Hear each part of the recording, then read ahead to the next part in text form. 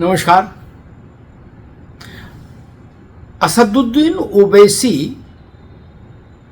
चुनाव प्रचार तो बिहार में कर रहे हैं, लेकिन ऐसा लग रहा है कि वो उत्तर प्रदेश के विधानसभा चुनाव की पटकथा भी बिहार की जमीन से ही लिखना शुरू कर चुके हैं। जी, यूपी में तो चुनाव में भी समय है, लेकिन उस चुनाव की पृष्ठभूमि, उस चुनाव के लिए एक नैरेटिव सेट करने का काम ओवैसी बिहार की जमीन से ही किए दे रहे हैं।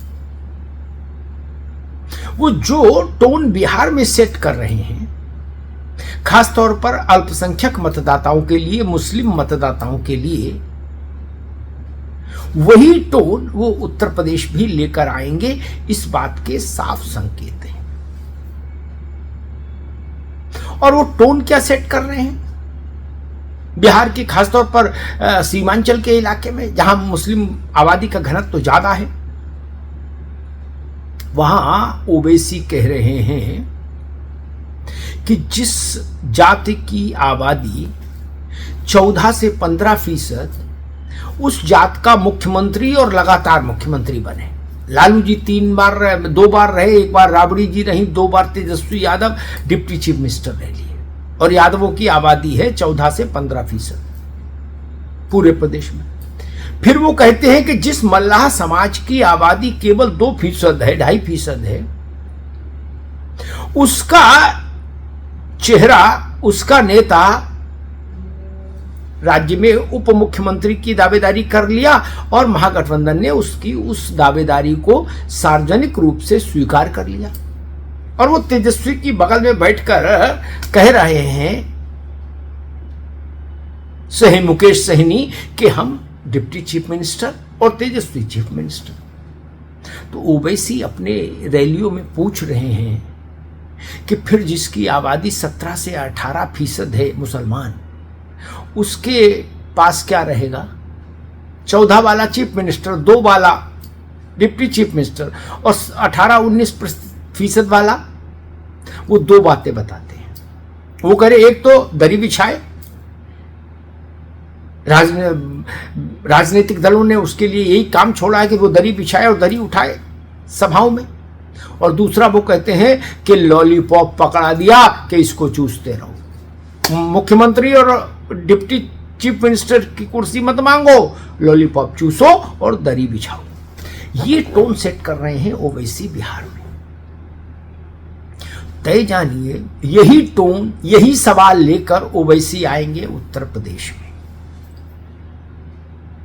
जहां वो ये सवाल उठाएंगे कि जिस यादव समाज की आबादी 12%, 13% कुल होगी उत्तर प्रदेश में, मुख्यमंत्री की कुर्सी केवल उसी के पास क्यों रही? जिस जाटव समाज की आबादी पूरे उत्तर प्रदेश में यादवों से थोड़ी सी ज्यादा होगी, बहुत ज्यादा तो नहीं होगी, वो 12%, 13% होंगे, 14-15 होंगे, कुल जमा मान लीजिए। इतनी आबादी हो, वो 4 बार चीफ मिनिस्टर, यादव 4 बार चीफ मिनिस्टर। फिर वो कहेंगे 19% आबादी वाले मुसलमान को क्या मिला?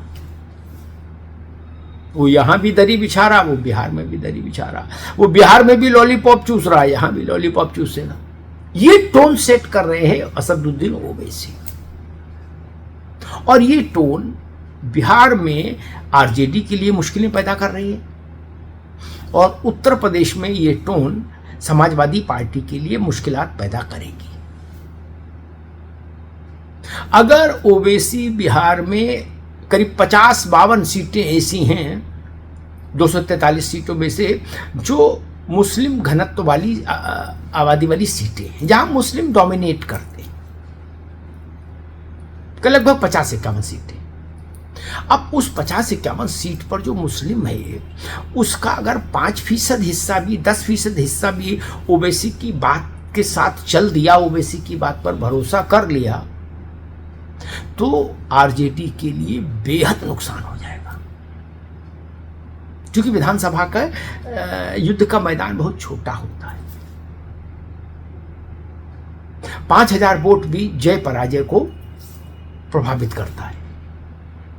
और वैसे ही उत्तर प्रदेश में लगभग 100 सीटें ऐसी हैं जहां मुसलमान प्रभावित करता है जीत हार को। अगर उन 100 सीटों पर ओवैसी इस सवाल को लेकर घूम गए और उनकी बात पर 5 से 10% लोग उन मुसलमानों ने भी भरोसा कर लिया तो समाजवादी पार्टी के लिए एक बड़ा जॉल्ट हो जाएगा, ये तय जानिए। और ओवैसी का लक्ष्य भी यही है। वो बिहार में सरकार बनाने तो गए नहीं ना, वो उत्तर प्रदेश में सरकार बनाने के लिए लड़ेंगे। वो उत्तर प्रदेश में बिहार में केवल अपनी हैसियत बताने के लिए चुनाव लड़ रहे हैं और आरजेडी को सबक सिखाने के लिए। मान लीजिए चूंकि आरजेडी ने उनको महागठबंधन में शामिल करने से इनकार कर दिया था और यही स्थिति उत्तर प्रदेश में सपा की है। सपा भी ओवैसी को साथ नहीं लेगी किसी सूरत में। तो ओवैसी के 2 लक्ष्य, एक तो भाई मेरी है, हम भी कुछ हैं, ये स्थापित हो जाए देश के इन 2 बड़े हिंदी राज्यों में, और दूसरी बात ये कि जो सेकुलर राजनीति के सबसे बड़े चैंपियन परिवार है उत्तर प्रदेश और बिहार में लालू जी का परिवार और उत्तर प्रदेश में मुलायम सिंह जी का परिवार, उन परिवारों की राजनीतिक संभावनाओं को थोड़ा डेंट पहुंचा दे। 2 ही लक्ष्य हैं और उसके लिए इस बार सवाल अच्छा खोज कर लाए हो ओवैसी।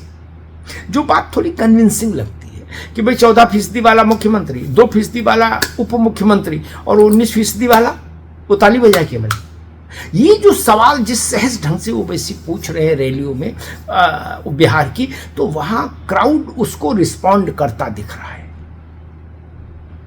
वहां फिर नारा गूंजता है और शायद ओवैसी की यही सफलता है। ओवैसी के आदमी एमएलए कितने जीतेंगे छोड़ दीजिए, पिछली बार 5-6 जीते थे जिनको बाद में तेजस्वी ने तोड़ लिया था। इस बार भी मान लीजिए उतने ही जीतेंगे या एक आध ज्यादा कम, लेकिन ओवैसी ओवरऑल मुस्लिम मतदाता के और आरजेडी के बीच में कुछ सवाल तो छोड़ ही जा रहे हैं और वही काम वो उत्तर प्रदेश में करेंगे। इसलिए अखिलेश यादव और तेजस्वी यादव दोनों के लिए ओवैसी एक समस्या होंगे। बिहार में ओवैसी को भी अपना टेस्ट देना है दोबारा से, और बिहार में अगर ओवैसी फैक्टर काम करता दिखा तो यूपी में घंटी बज जाएगी, ये जान लीजिए। तब समाजवादी पार्टी के लिए चिंता और ज्यादा गहरी हो जाएगी, घनीभूत हो जाएगी। अगर ओवैसी ने बिहार में चुनाव परिणाम दे दिया, बिहार में अपने को साबित कर दिया, जितना डेंट वो बिहार में तेजस्वी को पहुंचाएंगे उतना ही उत्तर प्रदेश में सपा के लिए खतरे की घंटी बज जाएगी, उतना ही सपा के लिए संकट बढ़ जाएगा। ये तय जान लीजिए। धन्यवाद।